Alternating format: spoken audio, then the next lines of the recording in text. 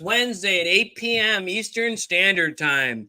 And I am sad to note that this is the last Eastern Standard Time that we'll have until the end of the year. I guess it's November when it goes back because we're going to spring forward. I guess it's good to be spring, but... Okay.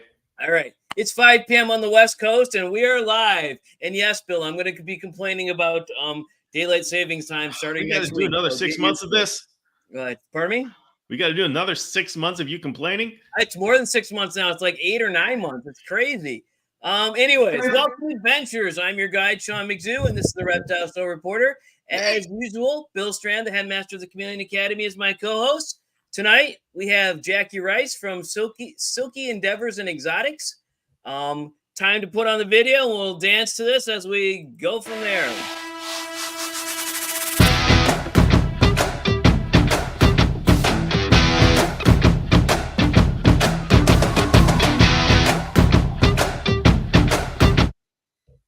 All right, we are back. And I need to go to the chat. Oh, there's already 5 comments. So, all right. So Nate Raleigh is here. Nate, we don't have your picture, so I won't be able to put it up, but I will next time if you want. You've been here before. We have Zev Green Reptiles, which is Chris. He was on our show last week as the fill-in guest since our current guest was not able to be here because she was ill, which we agree is a good reason not to be here. I'm going to show Chris. So let's see here.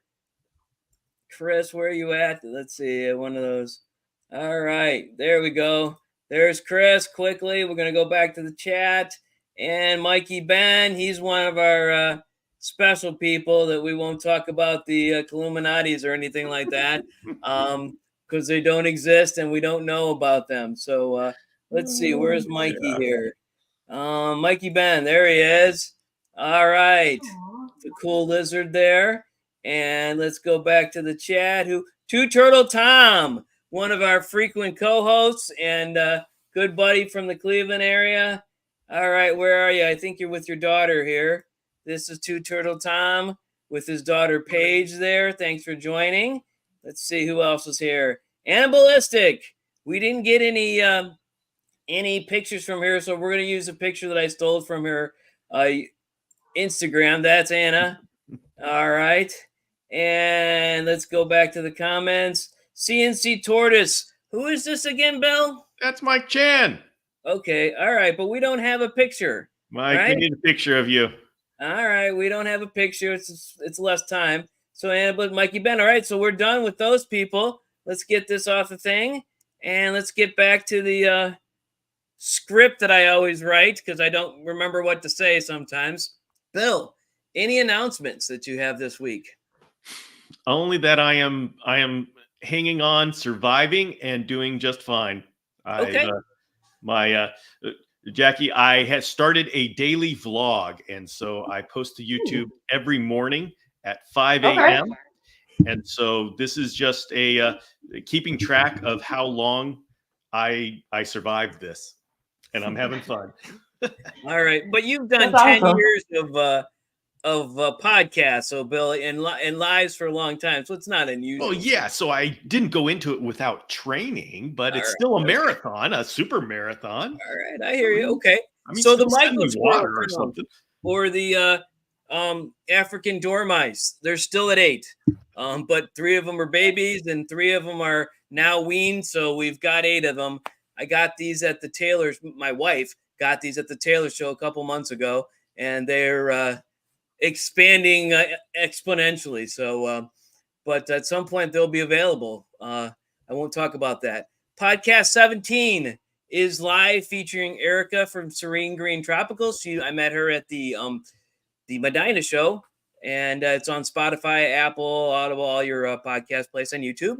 And the social media pillars are up again. Chris, if you noticed on Monday, I did your show for Monday as the show itself. So, oh yeah, you did. You responded to it, and I think you reposted it. So excellent. He's not even here yet. Oh yeah, he is. Yeah, he was the first one here. Okay. So all right. So let's get back to the topic at hand. Jackie, thanks for being here. I met you at the sailing show, and at that point, you had some kind of scorpion on your face. What was that exactly?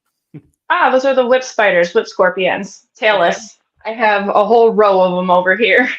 I think I actually have the photo. There it is. Yeah. Look at that. Look at that thing. That, Yep, I'll have- if from a distance it looks like she's got some kind of a piece of jewelry on her face, but right up close it was really a little scary. But anyway, she was a little angry. Yeah. So overall, how many different species do you breed and sell, or what have you? I just do my silkworms. Mhm. Those were a friend of mine. Okay. If you come to Taylor on Saturday, he's the first table, and then I'm the second table. But I help him with his first table. But he Okay, does so- frogs mostly and some inverts. Okay, so that's Taylor, Michigan show that we're talking about, right? The Yep. I think it's called the Michigan Reptile Show and Expo, but Yeah. it's in Taylor, Michigan. It's been there for a couple years. The one I've gone to a couple times. Okay, so Yeah. you're going to be there on Saturday. So now we know Yeah. where you're going to be. All right, so let's see some more pictures. This is a close up on a silkworm moth. That is so cool. They're so pretty. And That is a great I'm shot. a little obsessed with them. oh, what's going on? Well, there's a table with jumping Yep. spiders, Mhm. springtails, and isopods. Yep. I do raise isopods and springtails too.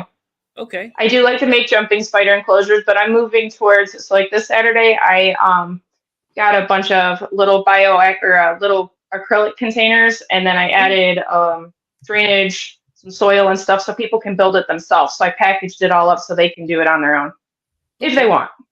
Yeah, Erica, who did our last podcast, said, I asked her what was the perfect reptile. She said one without spiders, and she's like, the closest you can come to a good spider would be a jumping spider. It's the closest you can come to cute, but it isn't cute. So that's a quote from the podcast last time. So Jumping spiders are awesome.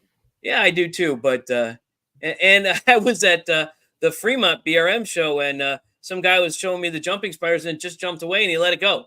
He just he went about it, let it go by his business. I'm like, uh-oh. But that's in a gymnasium at a college, so it's kind of crazy. How about this one? This is a moth. Yeah, it's my moth. It's a silkworm moth, and this is another silkworm moth. And boy, I got a lot of these pictures. All right, that did all the pictures. So, so tell us about yourself. How did you get into all this stuff? During the pandemic, my husband found a bearded dragon on Craigslist and was like, "You've always wanted one."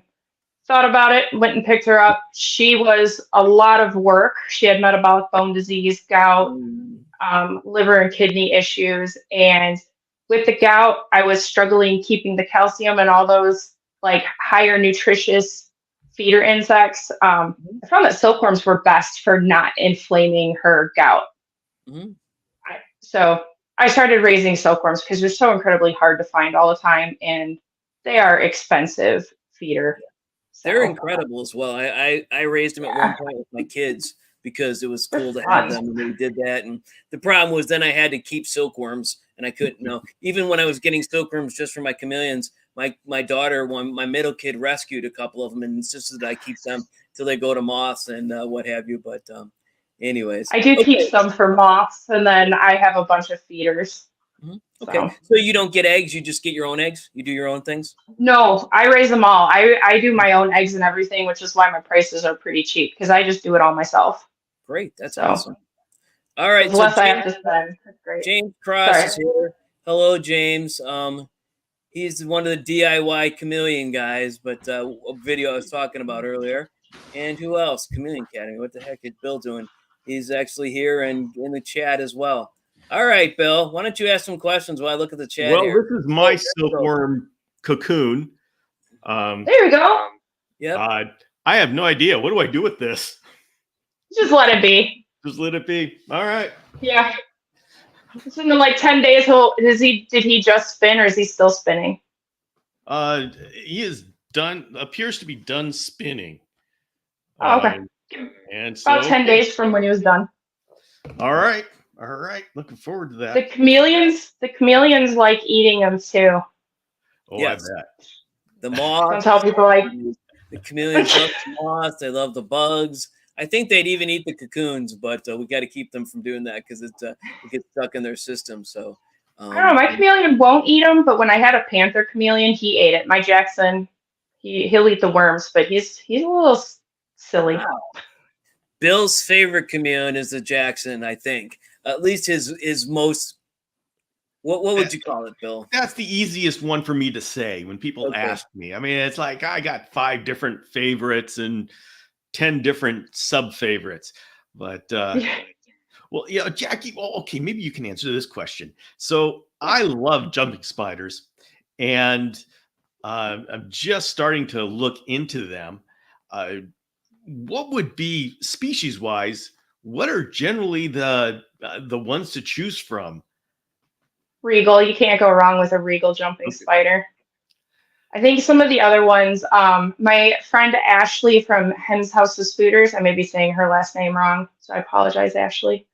But she raises a few different type of species, and I think that the regals are the easiest out of all of the jumping spiders, or bull jumping spiders. They're on the easier side too. Well, all I need is one name, and I'm going to go for that.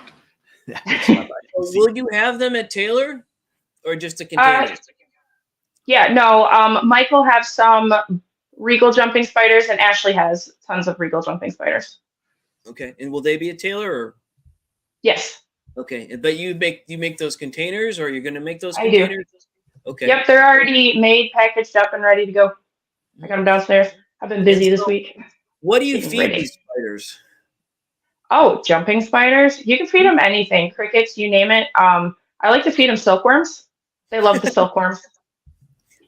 And honestly, I sometimes, so what, I have a video up on TikTok, but I put a bunch of silkworms out, a variety of sizes. And my jumping spider, instead of going for the small one, she went for the massive one and literally dragged it back. It was like 10 times her size. Wow. I was like, that is not what I expected. Eyes too big for the body, but it probably got it anyways and ate it then. Okay. All right. So how often do you have to feed it? Do you?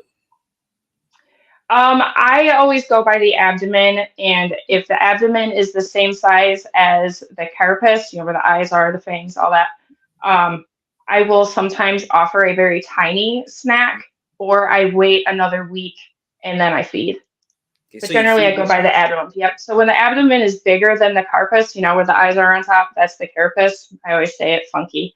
But when the belly or abdomen is larger, that's when they're full or over. You can also overfeed them, and if they fall, they can rupture their abdomen. So definitely never want to overfeed your spiders. Oh no. Yeah. All right. Well, I am at this point but you're good. Regal jumping spiders. Oh, they're wonderful. So they're really cute. Males are black and females are tan? Yeah. Oh. Females tend to be pretty colorful versus the males. I had one male, my first male, Frankie, he passed after 2.5 years. So even the males can live almost as long as the females. Okay. Is there a difference between personality and how they're kept? No, each one definitely has their own personality. Okay. My Peaches, she doesn't like coming out at all. Whereas my other one, Flower, she would watch TV. Oh, that was like her favorite pastime was watching TV. And then Frankie just liked to hang out. Like he would sit on my face and just sit there. Just kind of like the lip spiders do. They just sit there. Yeah. Okay. So, what is your main booth? We saw there were a number of invertebrates. Silkworms. So silkworms. All right. Yeah. Yeah, I started adding more stuff on there just for more variety and whatnot. All right, so I dropped off, Bill. I don't know what happened. My internet went bad. I had to do another Wi-Fi. So apparently you guys kept going, so that's good. Great. Yeah, you were gone? Oh, okay. I know. I first Jackie left us, and then you froze, and I froze, and then it just dropped off and said no internet. I'm like, what the? And so, anyways, all right. All right. Well, here, Chris would like to see is asking about the care of the moth of the silkworm. Oh, there is no real care for the moth. They don't eat. I will tell you that they do dookie, and when they do, it can go very far. So be aware of that after they first emerge. Um, yeah, it's been nailed a couple times. Oh, Other wow. than that, they can live up to 10 days. If you don't breed them, I've had them live up to 18. But once they breed, they use up a ton of energy breeding, so they die a lot quicker.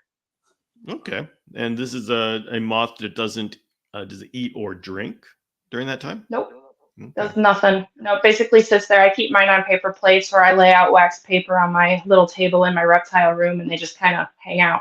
It's like our black They don't- sugar flies. Mm-hmm. Yep. You can catch them. Okay. And Well, they don't then- fly, so you don't have to worry about that either. They don't fly? Mm-mm. No. Nope, it's been bred out of them. Really? But I am doing an experiment on YouTube. A couple YouTube people wanted me to try seeing if we could bring some sort of flight back. So since I already mixed a lot of mine, I like to make funky wing patterns and stuff in my moths, and that's just a fun thing I do for whatever. But I was thinking maybe we could bring something back. I don't know if you can take it out, maybe you can bring it back naturally, because I'm not a geneticist. I don't have a lab, so I can't like fix it. Well, So but was it purposely bred out, or did they just? Yeah. Okay. They basically plucked, they would only breed the ones that weren't flying very well, and they just kept doing that. So like for over 5,000 years, this has gone on. And sometimes I do get ones that flutter like crazy and they don't stay put, and I find them everywhere. So I do think we could probably bring something back. Maybe not full flight, but you know, it's an experiment. I like experiments. It's fun. Yeah, that sounds And like it's not harmful. So, and it's not harmful to them. So Yeah, these are the silkworms that they make silk clothes out of. So over Yeah. in China, so or wherever they do them, so they mass breed them, and where they have all I their have tons of bags of them. Oh, So wow. full. Yeah, tons of them. My trophies. And do you have mulberry trees? Or Actually, a friend of mine has a farm. They do organic farming, and they have it lined with mulberry trees because they like the birds coming in and eating aphids and all that good stuff. So I go over there and I pull leaves, but in return, I give them silkworms for the chickens. So okay, that works. That's awesome, because that's much better than the chow. It lasts longer. It's not messy to clean up, and you can give them whatever they want. It doesn't go bad. That would be cool. I tried to grow mulberry here, but I don't know why I couldn't do it. But there's too many other trees I think around here to give it, but or bushes or what have you. But okay, so Mikey Ben is asking, what temperature do you keep your silkworms at? around 70 to 75 degrees. Mhm. Anything higher than that ends up causing a lot of humidity issues, and humidity will instantly kill those silkworms. The viruses and bacteria just overgrows with them, and they're really sensitive.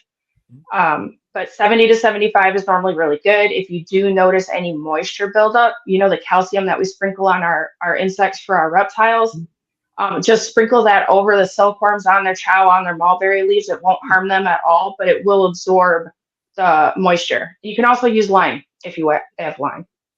Wow, that's cool. I didn't know that.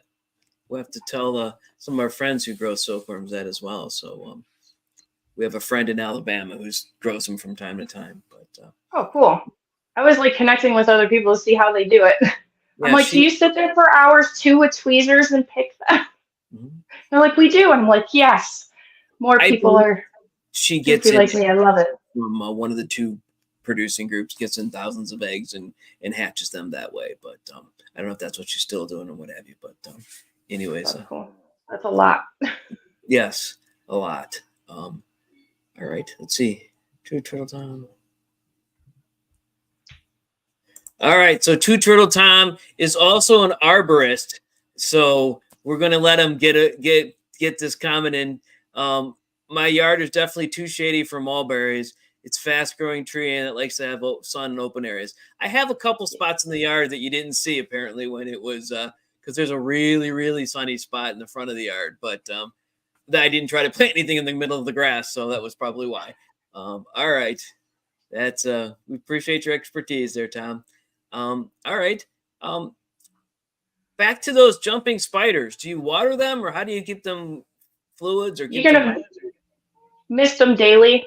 Don't Mist mist them specifically. So like if they're on the one side where their hammock is, spritz on the opposite side of the enclosure. That's all I do. Okay. Kind of like chameleons. You don't mist directly. You mist them. You try to mist around them and what have you. Although we, sometimes they'll just get in the mist if they're thirsty enough. But I'm sure the spiders do that as well. Okay. Are they individually kept? Yeah. Yeah, they will eat each other. Okay. All right. There you go. So they'll eventually be individually kept no matter how many you put in there, huh? Yes. Even when they're really young, I attempted to raise babies from a wild-caught mom I picked up. And I ended up giving the wild-caught mom over to Ashley because I'm good with silkworms. That's where I'm good at. So I know my babies have to be raised individually? That was a lot of work. Well, more than half always apparently die when they come out of the sack, at least if they're wild caught. The expectancy isn't as great as, say, captive bred. So I struggled. Okay. I tried so hard. But each one of those babies has to be individually raised? Yeah, at some point, yeah. I ended up having them all in individual cups, and it was crazy. I have no idea how jumping spider people do it. Yeah, wow. I mean, we chameleon people have a hard enough time with 20 to 30 babies. I saw Fran's Cam's the other day, her setup, and I was like, that's amazing. But I'm like, just look at Fluffy, and I'm all like, oof, you're enough for me, man. My three-horned is named Fluffy. So yeah, Fran's Cams is a friend of ours, and or I guess it's both people. It's a husband-wife combo deal, but yes, we know them fairly well.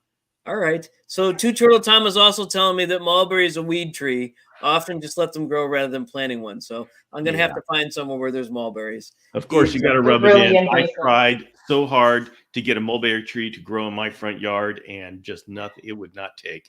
This year, it finally died, and now I'm going to have to replace it. But boy, that was 12 years of hard work. All right. Panther Palette. Isn't this the second time they're here? This is Julie.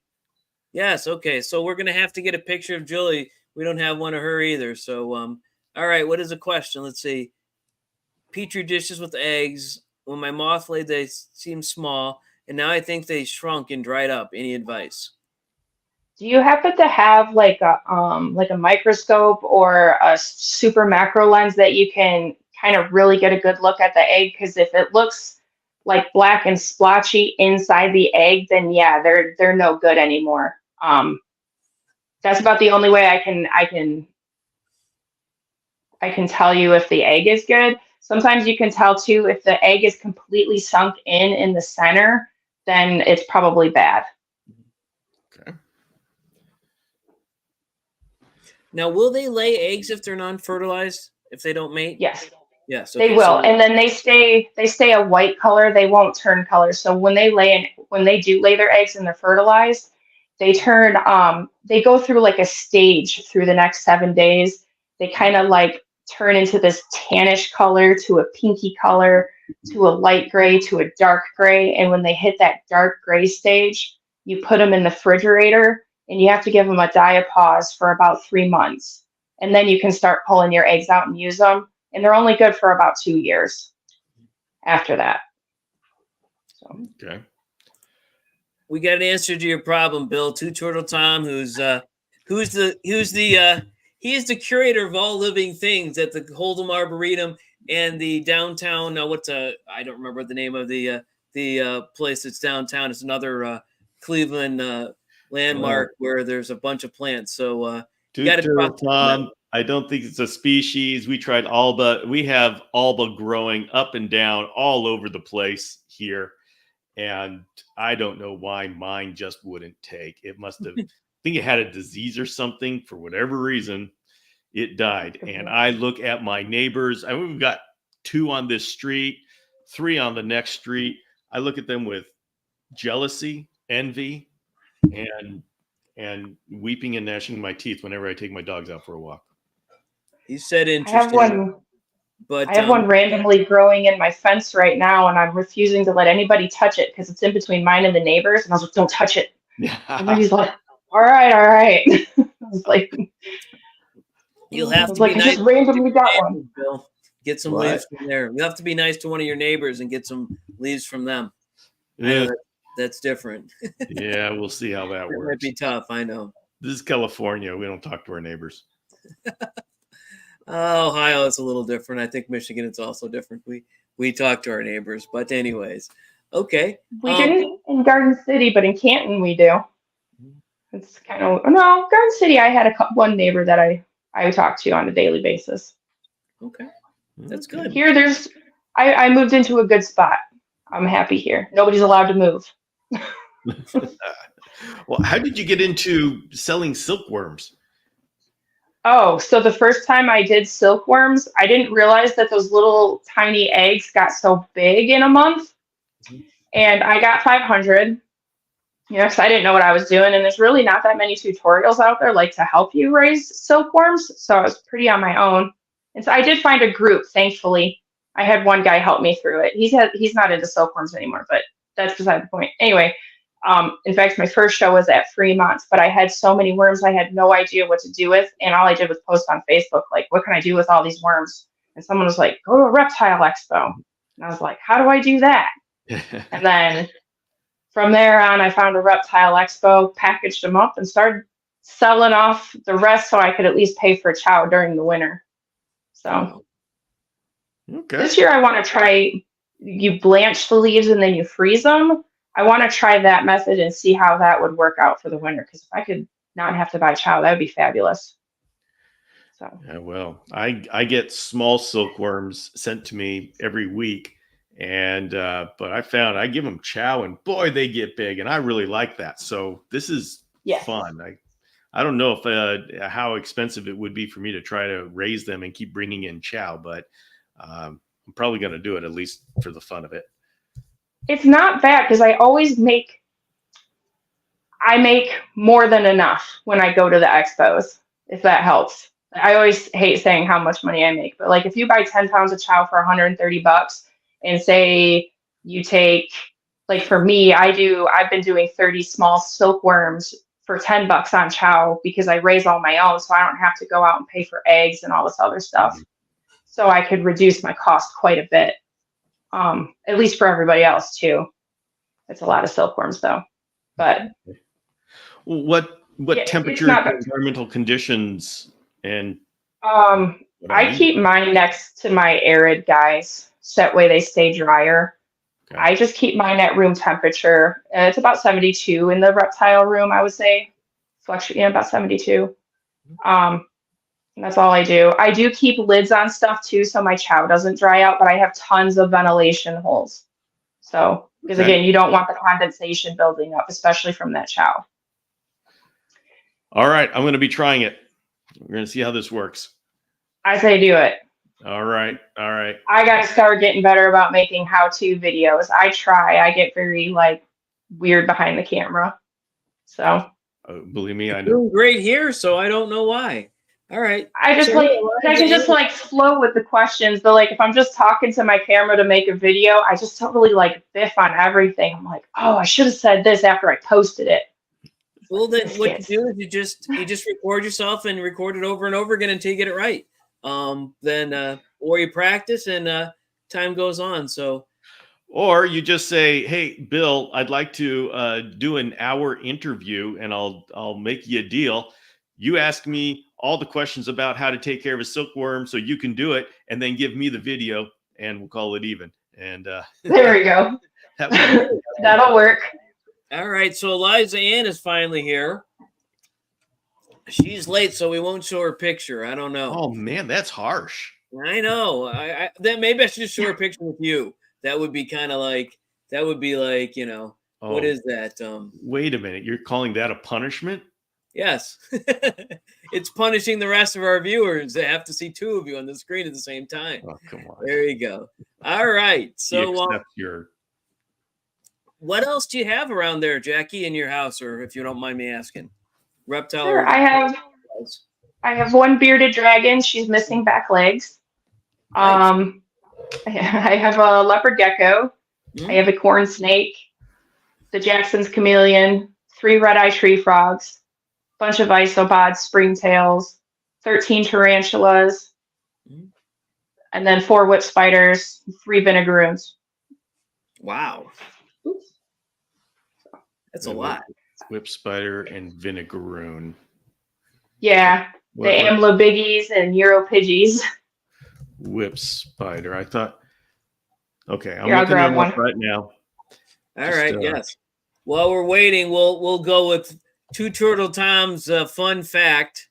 All right. The city where he grew up, Monroe Falls, was founded by 2 brothers from Boston who thought the land around the canal to build a manufacturing metropolis based on silkworm production. It failed. All right. Fun fact. I don't think that's a fun fact. Nothing fun about that. Oh, look at that. And what is that? All right. That's the That's whip spider. Right? Yep, tailless whip spider. Okay.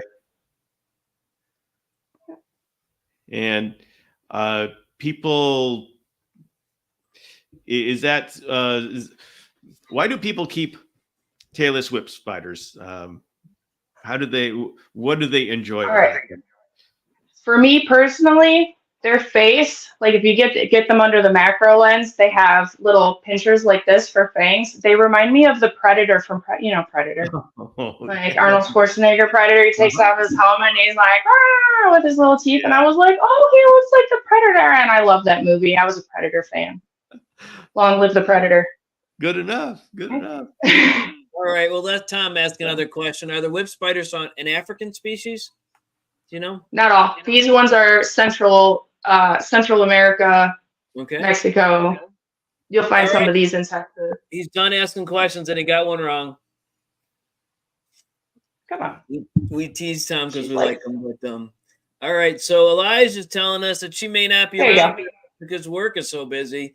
So I think it's just because we're going to change times. It's going to be we're going to spring forward, and so she's not going to be able to figure out what time it is. I don't know. But so obviously those are harmless. Completely. Okay. That's why I wear them at the expos. I'm like, they're scary. They look scary, but they're just big. They're just little babies. And their way of how do they catch food? Okay. So these little feelers that she's got moving around here. Yeah. So they feel vibrations. Their vision is junk. So they use their feelers to sense vibration on the ground. So I tend to feed them crickets. They just do a better job. And then their pinchers here in the front, they'll open them up and then they scoop in like that and grab it and shove it in their little predator mouth. So it's complete mechanical snag. There's no venom involved. Okay. Nope. All right. And then the vinegaroon is the same way with how they catch. They open up their little claws, grab it. Now same thing. From just looking at them, they look similar. Are they similar? Similar but different. So the vinegaroons, they're terrestrial and they like to burrow and go underground. These guys, you could find them under leaf litter and stuff, but more than likely you'll find them up on cork bark hiding in crevices or in caves and whatnot. They're an arboreal species. So, And then anytime, if you do ever own one, you want to make sure they have something that's completely upside down because that's how they molt. And they only molt once a year. In fact, they all just molted, not this one yet. So spring's coming. Those are my spring detectors. Yeah. Better than the groundhog, I hope. Oh, I think they're way better. The tarantulas are molten too. I just had 3 molts. Both my versicolors just molted too. I just pulled those out today. Wow. So. How is I'll call it the invertebrate community, because we're seeing more and more invertebrates, and I love it. Is this saying that the community is growing? Oh yeah, it's definitely growing, and I think I'd say about 98% of the community is very pleasant. There's not a lot of drama. Wow. Okay. There's not a lot of drama. It's a very pleasant community. That is not the chameleon community, but okay. I know. Reptile community is very I'm just gonna stay out of that stuff. Good job. Good answer. Like, oof. Yeah. No, inverts. Yeah, definitely growing. In fact, more and more people I definitely can say are really getting into it, which is really cool to see.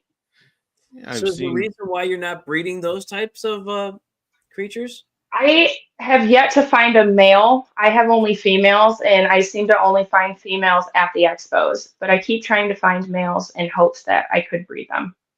Maybe So, somebody's keeping all the males back because they don't want anyone else breeding them, I guess, huh? I don't know. well, I know that majority of them, unfortunately, are wild caught. Mhm. In fact, I would say probably 95% of them are wild caught. But if I was to find a male, I always wanted males just so I could be captive breeding them. I think that that would be always the goal with Always anything. better to capture breed is what we say on this show. So that's a goal for everybody. But yeah, it's awesome. Yeah. You need to bring in some blood at some point. I don't even know if inverts what the breeding is or how if there's inbreeding or what. I mean, I'm sure there is, but it doesn't matter what have you inverts. But There's lots of inbreeding, like with the moths. My moths that I raise, there's tons of inbreeding. Like when I get eggs from commercial companies, which is fine. Do you? I'll fix it on my end for me, which is, that's when I got into playing with them and learning that if I really do a lot of mixing up of the worms, I can get some really beautiful moths. So, which kind of made me think, yeah, I probably could bring some type of flight or something back, maybe in them, something, maybe a little bit. Okay. So. Yeah, I've noticed that my shows here in Southern California, we have huge shows a couple of times a year instead of every month, like in that area of the world. Yeah. Detroit's And got at least 3 shows, one every weekend. So yeah, we have it in January. That's a couple hours for me. So yeah. But I've noticed more and more jumping spider. There's more invert people and more jumping spider people, and so that's offering a nice kind of diversity to what's going on here. It's really nice to see, especially more appreciation to our little bug friends. Yeah. So all right, so I'm gonna make a room for a Regius. There you go. And start a new chapter. They're fun. Great. Can you keep those in California? Because you've got so many restrictions on different species that I have to keep them. So maybe I'm going to have to get them, Bill. I don't know. Yeah, in California, they don't care so much about predators. They just care about things that are going to be eating all the fruit trees because we have a huge agricultural. So anything like fruit, sugar gliders, anything that eats fruit or nuts, they're not going to like at all. Now, things that eat things that fruit or nuts, yeah, bring them in. Isn't there like a tree frog issue or something in California? Heard about it. I'm not aware of a tree frog issue. In fact, I haven't heard of any wildlife issues lately. That's good. I mean, I'm gonna have to see where I saw that earlier. We had a kind of fruit fly that was causing a problem, but haven't heard about that for a while. That's great. And so, yeah, they'd love it if I brought in something that would eat other things. So Nate is asking if California is as regulated as Florida for reptiles. No. Well, you can't have venomous in California. Can't have native, can't have venomous. I believe that's the case. Oh, you can't have that makes sense. Ohio's kind of screwy as it is, and as we talked before in this show, Detroit is also, Michigan. Detroit is like a hole in the middle of Michigan where you can't have any reptiles, so it's kind of strange. You can have a turtle that's 4 inches, but you can't have one larger than 4 inches. So I don't know how they go about that, but there's so much craziness. But all right, let's see. All right, Two Turtle Tom will let him get in again. He's wondering if they have any feral sugar gliders. All right, that we'll get rid of that question. We won't worry about it. But okay. James is talking about we have a Yeah. tree frog program. Problem, but yes. Okay.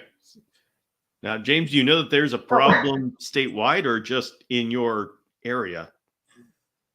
Is that just something that happens in your area, or is there an issue? I'm thinking maybe he's just has a personal tree frog problem that he's worried about. The way it's Yeah, I don't. we'll figure it out. We'll have to talk to him later about it. But yes. Now, there is one exception. We can't have ferrets because we have the black-footed ferret, which is a native species, and people are worried about it crowding it out. Interesting. So James even found a frog in the panther cage. So I don't know. It was a I joke. came in on. Yeah. James, you know I have absolutely no humor. That we do know about you, Bill. There's no humor there at all. That's right. All right. Okay. So, Bill, you have any other questions for Jackie at this point? I don't. At this point, I'm looking for jumping spiders. Mm-hmm. I'm going to probably get some I don't know. I'm going to talk to Jennifer about jumping spiders. I don't know. She always says, my wife, that's Jennifer, always says that if I can take care of it, I can have it. So I don't know if I want it or not, but we'll have to talk a little bit more about it, Taylor. So we'll see. So where's your booth at Taylor? When you first walk in, mm-hmm. Mike's the first table, and then I'm on the second one on the right-hand side. All right. Right in the beginning. Two Turtle Tom is telling me I can find something in my yard. He's probably frogs or something like that. I'm sure I can. Oh, jumping spider. I don't know. I got jumping spiders in my yard. Oh, do you? I always find them on my mulberry leaves when I pick mulberry leaves, when I'm picking. Yes, Tom, I always have to look at the leaves. I don't want to get them if they're wild caught. Are these wild caught or are these captive raised, Jackie? That you're captive. Captive, okay. So I would rather not do anything with the live population and ruin the whole country, you know? Come on, Turtle Tom. No, if I was to get any type of spider, I would stick to captive bred. All right. Because you don't know what they got going on. James is saying that Bill needs a nap. I am still trying to stabilize my schedule. Okay. Yeah, because you get up at 5 o'clock, which is like earlier than I get up, and I'm on the other coast. And but even though I'm 3 hours ahead, I'm still behind you. So, all right. Okay. And Tom is trying to say there are billions of jumping spiders. Oh, well, we won't listen from him anymore. All right. Any final thoughts, Jackie? No, not that I can think of. All right. Thank you for being on the live show. Bill, any thoughts? Thanks for having me. Very good to meet you, Jackie. Thank you for you too. For giving me all sorts of information that I really wanted to know, and I got it. Yeah. If you ever have any questions, just reach out. That's just what I tell people. Just reach out. I help everybody in message. So. What is the best way to reach you, Jackie? On Facebook Messenger, honestly, is probably the best. Okay. Okay. All right. We'll end the show here. Thanks, everyone, for being here. All right. We appreciate it. Thanks for having me. Have a good night. Goodbye, all. Bye.